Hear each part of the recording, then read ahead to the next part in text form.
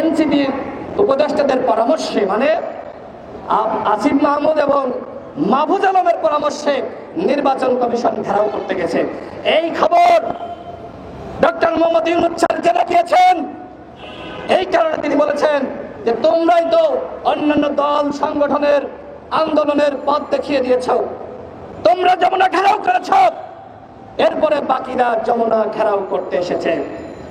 তাহলে আপনারাই বলেন প্রিয় সাংবাদিক ভাইরা, উপস্থিত বন্ধুগণ, ডক্টর ইউনূস স্যার কাদের উপর ক্ষুব্ধ হয়ে পদত্যাগ করতে চেয়েছে? আমাদের উপরে না, কাদের উপরে? এনসিপির নেতাদের উপরে। এই কারণে তারা নাহিদ ইসলাম এসেই বলল স্যার পদত্যাগ করতে চান, এরপরে অন্যান্যরা এসে বলল স্যার পদত্যাগ করতে চান, শেষ রাতে এসে বলল তারা, মানে তারা আবার বলল না স্যার পদত্যাগ করতে চান না।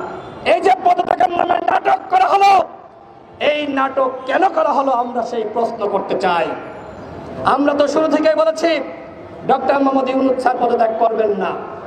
তিনি যে দায়িত্ব নিয়েছেন তাকে অবশ্যই সেই দায়িত্ব শেষ করতে হবে।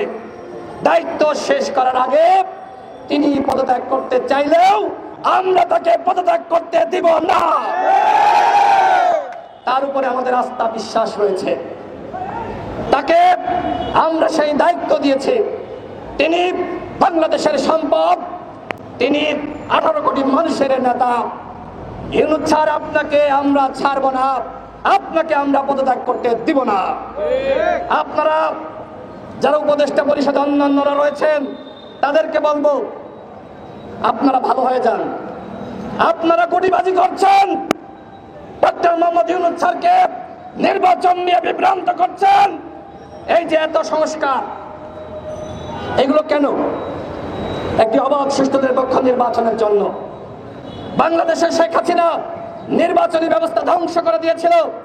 যদি নির্বাচনী ব্যবস্থা বাংলাদেশে থাকতো তাহলে কি শেখ হাসিনার পয়দা হতো? ফ্যাসিবাদের পয়দা হতো? হতো না। সুতরাং নির্বাচন একটি গুরুত্বপূর্ণ বিষয়। এখন এই কথা বললেন না যে শুধুমাত্র নির্বাচন করার জন্য ক্ষমতায় বসে নাই, শুধু এই কথা বললে আপনারা পার পাবেন না।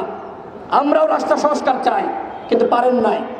10 মাসে কিচ্ছু করতে পারেন নাই, শুধু নিজেদের আখের গোছা গোছাইছেন, সম্পদ অর্জন করেছেন, আওয়ামী লীগের লুটেরা সম্পদ সেটির পাহারা দিয়েছেন।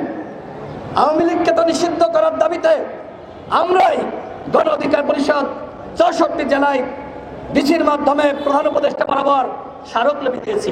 এই ঢাকার রাজপথে অসংখ্য মিছিল করেছি, প্রোগ্রাম করেছি, সাংবাদিক ভাইরা সাক্ষী। কিন্তু কেন আইন মন্ত্রণালয়ের পক্ষ থেকে ক্যাবিনেটে উপস্থাপন করা হয়েছিল সংগঠন হিসেবে আওয়ামী লীগের বিচার করতে হবে? এই জন্য আন্তর্জাতিক অপরাধ ট্রাইব্যুনালের যে খসড়া, সেখানে সেই দাবি বা বিধান অন্তর্ভুক্ত করা হয়েছিল। কিন্তু কেন ক্যাবিনেটে পাশ হলো না? কেন? আপনারা যদি আওয়ামী লীগকে তখনই নিষিদ্ধ করতেন তাহলে তো এই আন্দোলনটা হইতো না। আপনারা আপনাদের দায়িত্ব সঠিকভাবে পালন করছেন না। এই কারণে আজকে মানুষ তার দাবি দেওয়া আদায় করার জন্য রাজপথে নামছে। সংগ্রামী